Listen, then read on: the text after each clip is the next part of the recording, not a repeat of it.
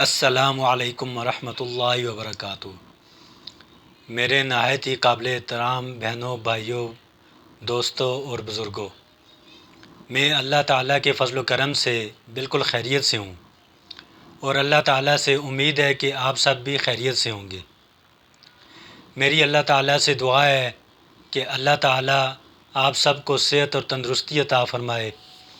جتنے بھی میرے بہن بھائی بیمار ہیں، اللہ تعالیٰ ان کو شفائے کاملہ عاجلہ عطا فرمائے، اور جتنے بھی بہن بھائی کسی پریشانی، مصیبت، تکلیف میں مبتلا ہیں، اللہ تعالیٰ ان کی پریشانیوں کو، مصیبتوں کو اور تکالیف کو محض اپنے فضل و کرم سے دور فرمائے۔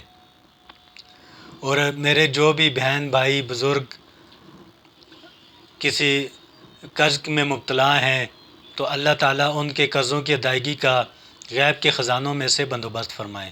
آمین ثم آمین۔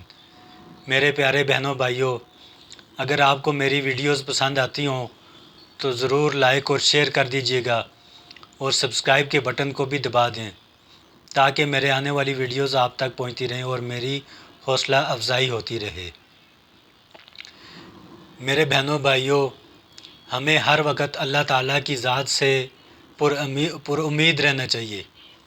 اللہ تعالیٰ سے نا امیدی بالکل نہیں رکھنی چاہیے، اور ہر وقت اللہ تعالیٰ سے اپنی مغفرت کی دعا مانگنی چاہیے، اور استغفار کی کثرت زیادہ سے زیادہ رکھنی چاہیے۔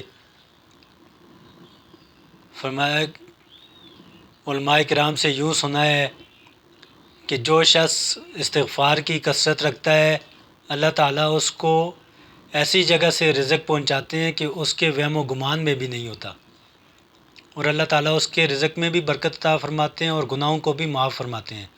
اس لیے اپنے گناہوں کو، چاہے وہ صغیرہ ہوں یا کبیرہ ہوں، ان کو یاد کر کے استغفار کثرت سے کرنی چاہیے۔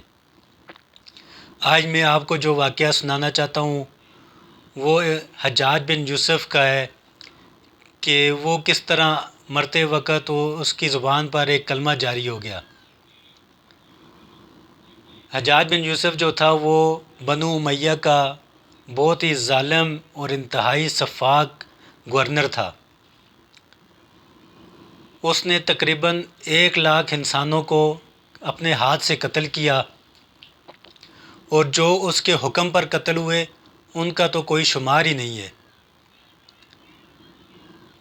جب اس کی وفات کا وقت آیا تو اس کی زبان پر ایک لفظ جاری ہو گیا۔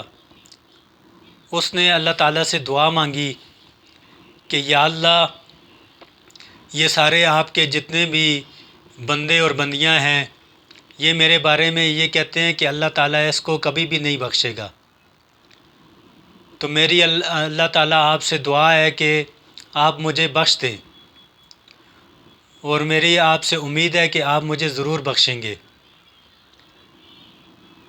تو یہ جب تک اس کو کینسر کا مرض جو ہے وہ لاحق ہو گیا تھا، تو اس کی زبان پر ہر وقت یہی کلمہ جاری رہتا تھا کہ میرا اللہ مجھے بخش دے گا، میرا اللہ مجھے بخش دے گا۔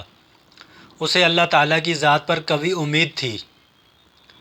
جب حضرت عمر بن عبدالعزیز رحمۃ اللہ علیہ کے سامنے اس بات کو پیش کیا گیا اور ان کو اس کلمے کے بارے میں بتایا گیا تو ان کو رشک ہونے لگا، ان کو اس کی موت پر رشک ہوا۔ اور اسی طرح جب حسن بصری رحمۃ اللہ علیہ کے سامنے اس کی موت کا واقعہ پیش کیا گیا کہ اس کی زبان پر یہ لفظ جاری ہو گیا کہ اللہ تعالیٰ مجھے ضرور بخشے گا، تو مرتے دم تک اس کی زبان پر یہ کلمہ جاری رہا۔ تو حضرت حسن بصری رحمۃ اللہ علیہ کو بڑا تعجب ہوا، اور انہوں نے لوگوں سے فرمایا کہ کیا اس کی زبان پر یہ کلمہ مرتے دم تک جاری رہا؟ تو لوگوں نے کہا کہ جی ہاں، مرتے دم تک اس کی زبان پر یہ کلمہ جاری رہا۔ تو حضرت حسن بصری رحمۃ اللہ علیہ نے فرمایا کہ پھر تو اللہ تعالیٰ اس کو ضرور بخش دیں گے۔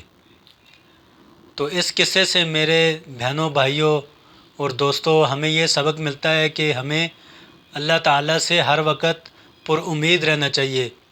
اللہ تعالیٰ کی ذات جو ہے وہ بخشنے والی اور رحم کرنے والی ہے، وہ جب بخشنے پہ آتا ہے تو وہ پھر انسان کے گناہوں کو نہیں دیکھتا، اس کی بخشش بہت وسیع ہے۔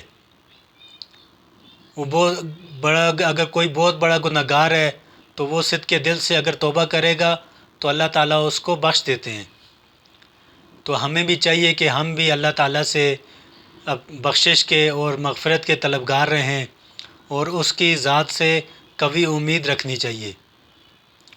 کبھی بھی اللہ تعالیٰ کی ذات سے نا امید نہیں ہونا چاہیے۔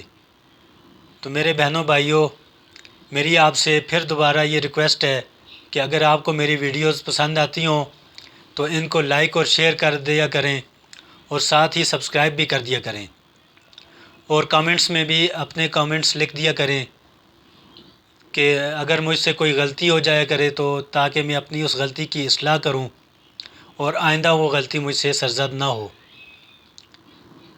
تو میں آپ سے انہی کلمات کے ساتھ کہ جو میں آپ کو یہ واقعات سناتا ہوں، اللہ تعالیٰ مجھے بھی اور میرے سب بہن بھائیوں کو اس پر عمل کرنے کی توفیق عطا فرمائے۔ آمین ثم آمین، والسلام۔